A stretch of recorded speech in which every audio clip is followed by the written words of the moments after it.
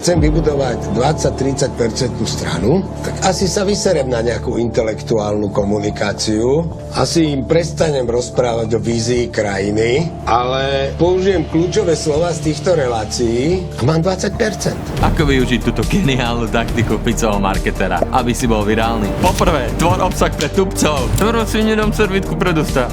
Väčšina ľudí je sprostých. Patríme k najmenej vzdialeným krajinám v rámci celé EÚ. Preto nesmieš tvoriť obsah pre Einsteinov, ale sprimitívneť ho. Ako na to? Vezmi svoj scenár, ktorý si premakal, vlož do ChatGPT a povedz mu, aby to prerobil na úrovni piataka na základnej škole. Je vedecky dokázané, že ak nerozumieme jednému slovu vo vete, tak ju celú nepochopíme. A rovnako takto platí aj v tvojom obsahu. Po druhé, zmapuj kľúčové slova ako Fedor Flašik. Spíš si všetky slová, ktoré používa tvoja cieľovka z tvojich správ, komentárov alebo od ich obľúbených influencerov. Ulož si všetky tieto slová a snaž sa ich používať v tvojom scenári. Tadadá! A si virálny. Vďaka týmto dvom krokom budeš robiť obsah, ktorý osloví väčšinu populácie a pochopia ho, aj keby mali IQ hlupáceho Andreja.